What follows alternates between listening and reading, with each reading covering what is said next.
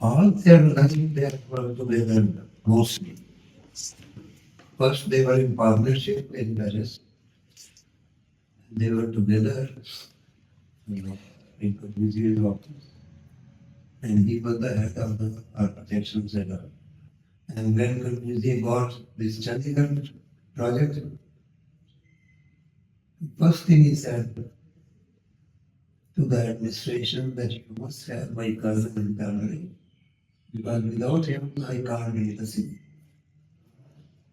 So they again worked together up to 65, from 50 to 65, before they left Chandigarh.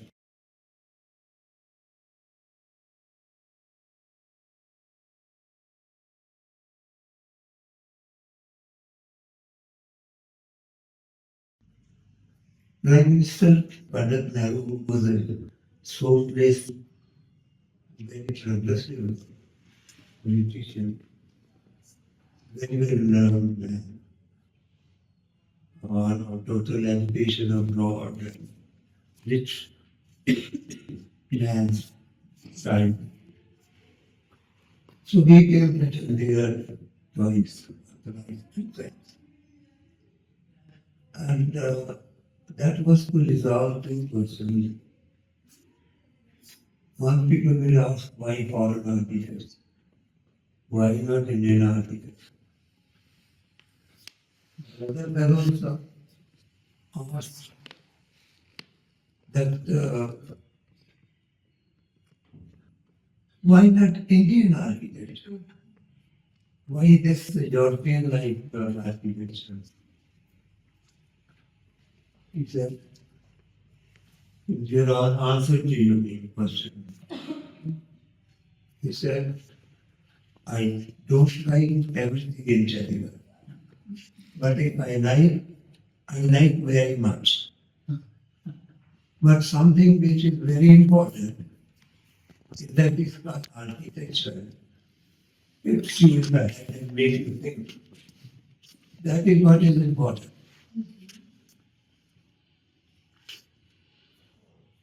And that was think that is what it is. That is what Chandigarh architecture is. It's a absolute specific personal character. It's nowhere else.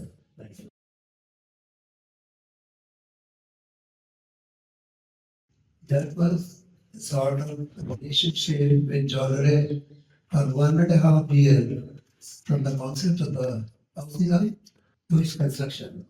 It's a wonderful experience. And that master architect, Jeanneret, every day in the morning he will come with some new ideas. It's new innovations, new details, new concepts. And we would really feel very happy, very gifted that we have a master, mentor, guide, something like Jeanneret, because he was very affectionate, very compassionate. He was very much an Indian. He lived very simple with 2-3 dresses, one for the winter and maybe 2 for summer. He didn't know English. He could speak English. So somebody asked him, how do you communicate? And asked us also. And he told, our language is lines. We need not to talk, but draw. And then just sit there. You know, architecture, you all know, you'll be knowing more about architecture as you grow. And you find it sort of ocean-like subject. He never used commercialized design fixtures, generally. He will always innovate everything. The cheap wood, door design, one wall is colored. Why don't you ask why one wall is colored? There is no color. And and this is all white or black or brown or whatever. It's like a box. It's like a cage. And this gives a different dimension. You go out of the room, which gives you a different scale, different dimension, different feeling. He designed furniture in the same fashion as he designed his buildings. You can relate these. The furniture designer and the building designer. He has a grammar in buildings, and he has a grammar in furniture design, and as you will see in this book, there are some furniture pieces. Now, these furniture may not be very much appreciated in India, or Indians may not spend that much to buy this sort of furniture, but abroad it is being purchased with a very, very heavy investment. I think that's for all the individuals. And you look at the height of that furniture piece. It's approximately 1.1 meter, approximately. You should never use this word approximately if you want to do architecture. Go and pay, measure yourself, make sure what you are talking about is correct, and then say something about that. Nothing approximate exists for architecture. But he said, I don't understand what you mean. Even after 30 years working with it, it's so difficult to have been born.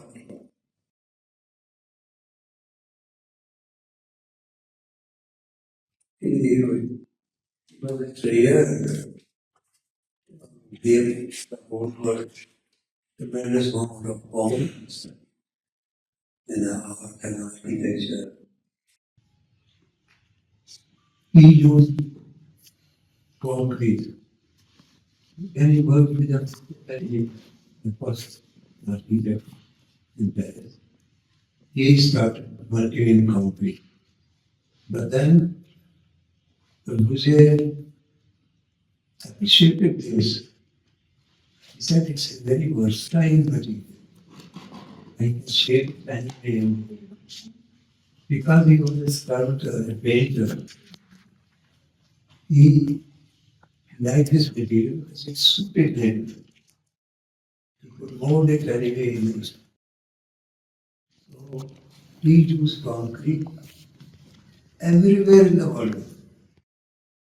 So his buildings look same way, right? And each time he will innovate. Today it's a horizontal window. Tomorrow it is a bullet using, things like this. So, not such things. He was above everything.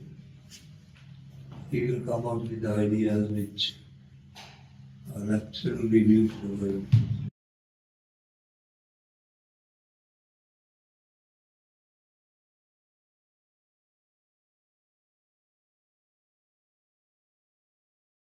So I think we were talking about rainbow. I learned with the other way around. And that well, when you say to the long time, so sometimes you become a little free. And he was breathing. He said, as the you are making me work since morning. It's what? No cold drink, nothing. So I'm drinking. I went out, brought some cold drink, and holding that cold drink in his hand, he said, "Do you know what is that?"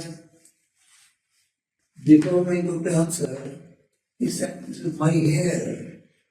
I won't give you because you will sell it for $1 million and I put it in pocket. You can't copy the Corbusier, nobody could copy the Corbusier." No, nobody could copy.